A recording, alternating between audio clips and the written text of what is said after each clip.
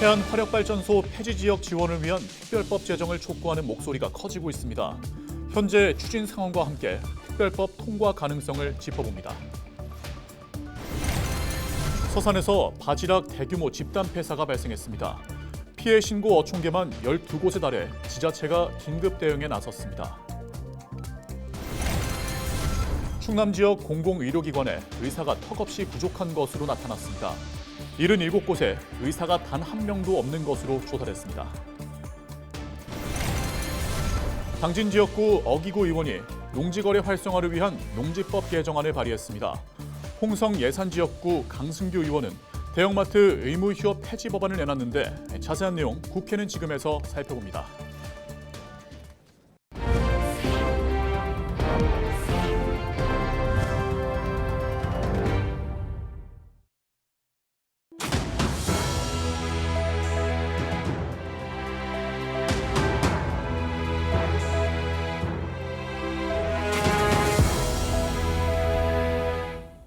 시청자 여러분 안녕하십니까? 헬로티비 충남 뉴스입니다. 태안 화력발전소 폐쇄를 앞두고 마련한 기획보도. 오늘은 마지막 순서로 폐쇄 이후 대책을 살펴봅니다. 화력발전 폐지 지역들이 한 목소리로 바라고 있는 건 폐지 지역 지원을 위한 특별법입니다. 지난 국회에서는 상임위원회 문턱을 통과하지 못했습니다. 이번에는 결과가 달라질까요? 한범호 기자입니다. 지난달 출범한 태안화력 폐쇄대책위원회. 최우선으로 요구하고 있는 건 폐지 지역 지원을 위한 특별법 제정입니다.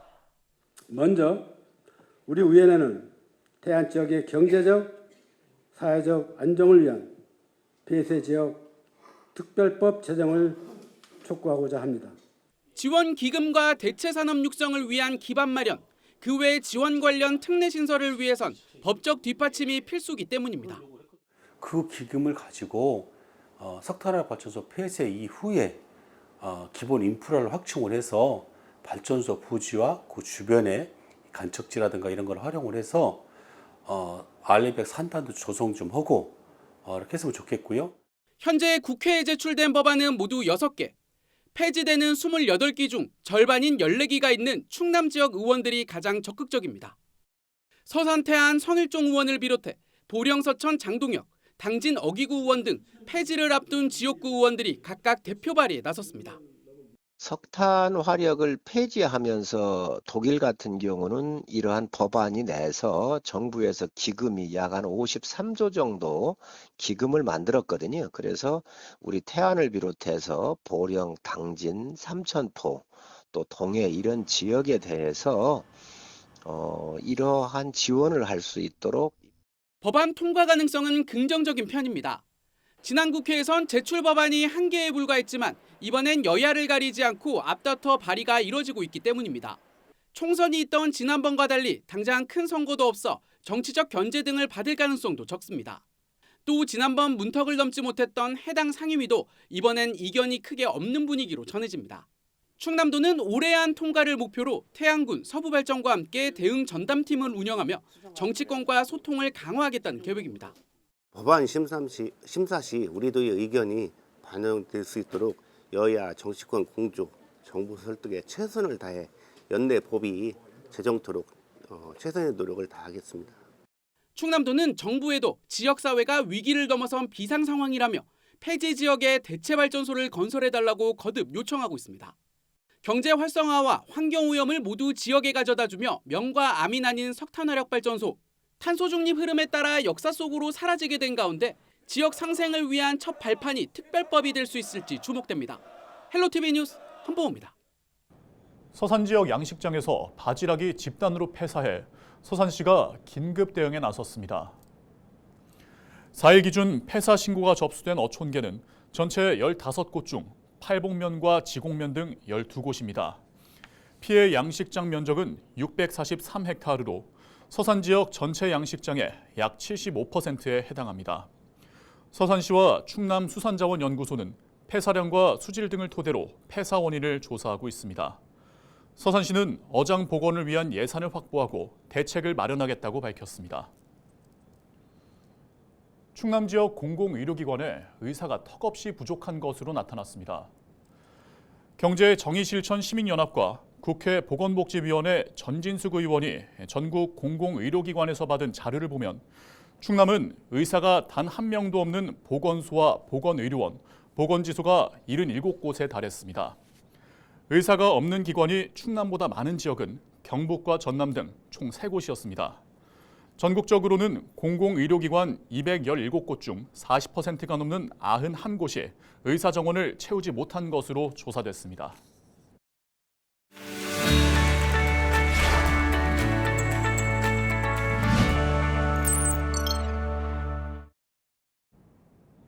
우리 지역 국회의원들의 활동을 살펴보는 국회는 지금 시간입니다. 먼저 당진 지역구 어기구 의원은 농지법 개정안을 대표 발의했습니다. 개정안에는 농촌진흥지역에서도 주말 체험 농장을 위한 농지 소유를 허용하고 소유기간 제약 없이 개인 소유의 농지 임대차를 허용하는 내용이 담겨 있습니다. 어 의원은 그동안 농지법은 농지 투기를 근절하는 효과를 얻기도 했지만 규제 강화로 농지 매도를 과도하게 제한해 농지거래 절벽을 초래했다며 농업인 경영 안정과 농지거래 활성화 등을 위해 개정안을 발의했다고 말했습니다. 홍성 예산지역구 강승규 의원은 유통산업발전법 개정안을 대표 발의했습니다. 개정안에는 대형마트와 준대규모 점포의 공휴일 의무 휴업을 없애고 영업 제한 시간에 대형마트의 새벽 배송을 허용하는 내용이 담겨 있는데요. 강 의원은 그동안 대형마트 의무 휴업으로 맞벌이 부부 등 공휴일 장보기 수요가 높은 가구에 불편이 지속되고 있고 주변 상권도 같이 침체되고 있다며 상권 활성화와 국민 편익 등을 위해 개정안을 발의했다고 말했습니다. 지금까지 우리 지역 국회의원들의 활동을 살펴보는 국회는 지금이었습니다.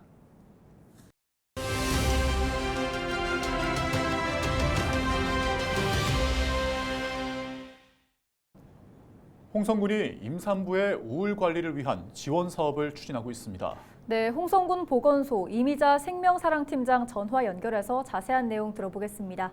팀장님 안녕하세요. 먼저 홍성군이 임산부를 위한 우울 관리 사업을 추진하고 있습니다. 어떤 사업인지 소개 부탁드립니다. 네, 홍성군 정신건강복지센터에서는 임신과 출산 과정 중에 우울증을 겪는 임산부들을 위하여 마음이 건강한 엄마의 행복한 육아 지원 사업을 적극 추진하고 있습니다. 네. 대부분의 여성이 임신 기간 그리고 출산 후 4에서 6주 산욕 기간 중에 감정 기복을 많이 경험하는데요. 특히 산후 우울감은 산모의 30에서 75%가 겪는 흔한 증상이라고 할 수 있습니다. 일반적 산후 우울감은 2주 이내에 호전되지만 15% 내외의 산모들은 이보다 심각한 증상을 경험하게 됩니다. 심한 우울감, 과도한 불안, 불면증, 체중 변화, 의욕 저하, 자기 가치에 대한 부정적 인식이나 죄책감 등이 나타나는데요. 심각한 경우 죽음에 대한 생각으로 이어져 일상생활에 큰 지장을 초래할 수 있습니다. 이러한 증상이 2주 이상 지속될 경우 적절한 치료가 없다면 수개월 또는 수년까지 증상이 악화될 수 있으므로 조기 개입은 매우 중요하다 할 수 있습니다. 네, 그렇다면 홍성군에서는 임산부들의 우울 관리를 위해 어떤 도움을 주고 있는 걸까요?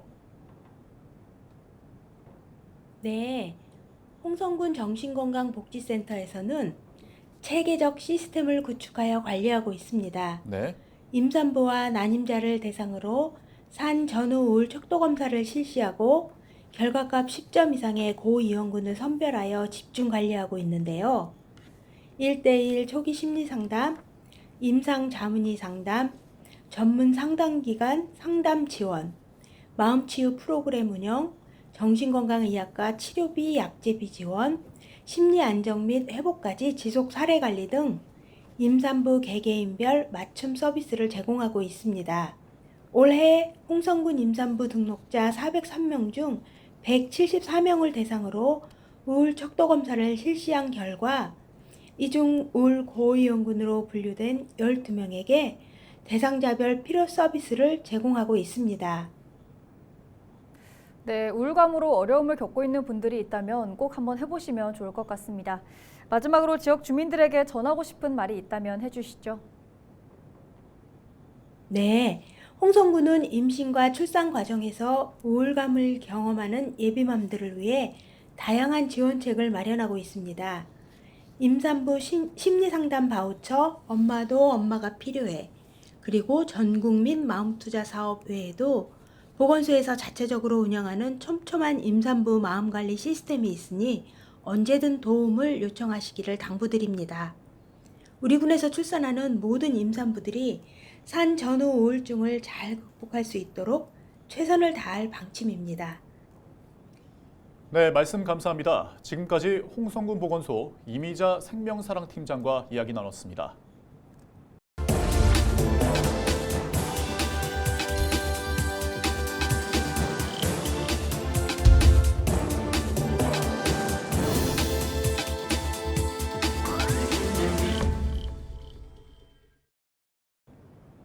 케이블 TV 공동기획 지역을 살려라 시간입니다. 문화예술 인프라가 열악한 지방에서는 수도권으로 관람 여행을 떠난다는 사실 어제 오늘 일이 아닌데요. 충북에서는 절반에 가까운 도민들이 연극이나 뮤지컬을 보기 위해 수도권을 찾는다는 연구 자료까지 발표됐습니다. 이에 충북도는 문화예술 인프라 구축을 위한 충북 아트센터 건립에 박차를 가하고 있습니다. HCN 오승훈 기자의 보도입니다. 160만 인구를 가진 충청북도. 해마다 수많은 충북 도민들이 문화예술 공연을 보기 위해 수도권으로 원정 관람 여행을 떠납니다. 충북연구원이 발표한 자료에 따르면 전문 공연장이 필요한 연극과 뮤지컬 공연의 경우 충북도민 47%가 수도권을 찾고 있는 상황. 수도권과의 지리적 위치나 교통 접근성이 편리한 이유도 있지만 무엇보다 문화예술 공연을 위한 인프라가 상당히 부족하기 때문입니다. 현재 전국 17개 광역지자체 중 충북과 강원 두 곳만 도립공연장이 없는 상황.